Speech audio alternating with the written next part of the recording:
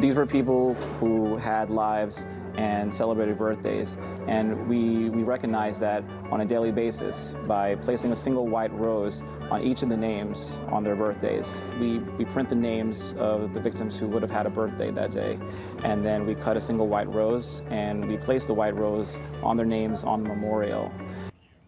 Just an amazing story of how this happened. The 9/11 Memorial and Museum recognizing the birthdays of the victims whose names are now inscribed on the 9/11 Memorial. Of course, the roses, a reminder of the loss of human life from the attacks on September 11, 2001. This powerful remembrance began in 2013 at a suggestion by a volunteer. And there's at least one birthday for every day of the year, according to the Memorial Museum staff. Our next guest is Mikey Flowers Collarone. He is the owner of Floratech, a flower shop in New York City, and a former emergency medical technician who actually responded to 9/11. Mikey hand selects the roses from a local flower market, donates them to the 9/11 Memorial Museum. Sir, thank you so much. What you're doing, it resonates across the board. I see that you were downtown right now, what would be Ground Zero. Can you talk to us a little bit about why you started the White Rose, the birthdays, and what it means to you? Well, I didn't start the program. I was asked by the 9/11 Memorial if I could be the supplier and how much it would cost. So my first thing was to the 9/11 Memorial is that I could never charge for something like that, because whatever I couldn't do with my medical skills during the incident of 9/11, I was able to help out with my floral skills and my flower business. So I thought it would be an honor to be involved in donating the roses for the birthday program.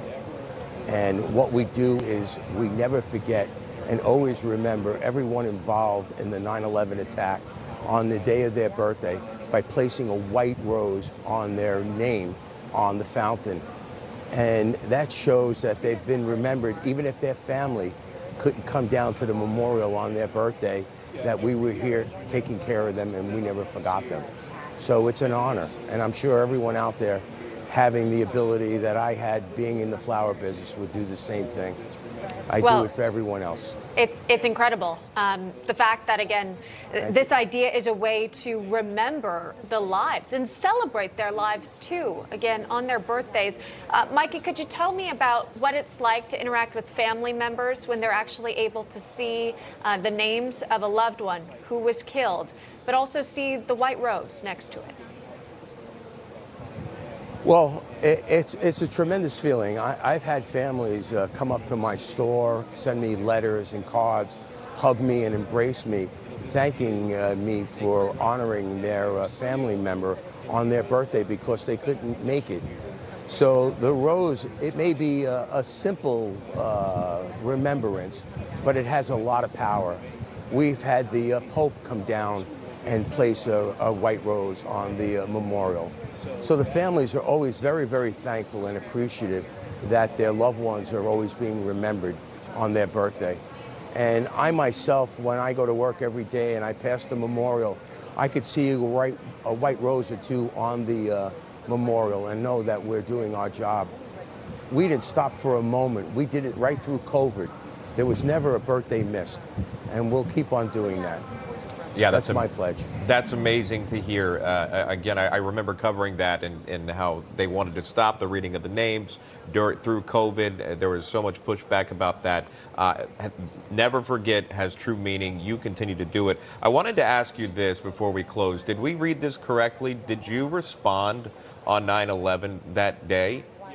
Yes, I did. The first plane flew over my head on Beach Street in Greenwich, and I dropped what I was doing. I grabbed my medical bag and I drove down to the World Trade Center, where I saw the second plane go in, both buildings come down. Eventually I was trapped, rescued by some firemen myself, and I continued to stay down at the World Trade Center to medical recovery, and eventually was asked by the Port Authority to coordinate a makeshift memorial.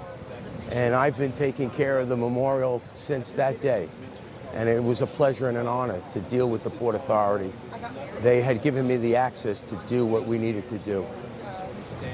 Well, Michael, it's an honor to be able to speak with you today of all days, by the way, and we're so grateful for your continued service and obviously efforts to remember those who were lost that day 22 years ago.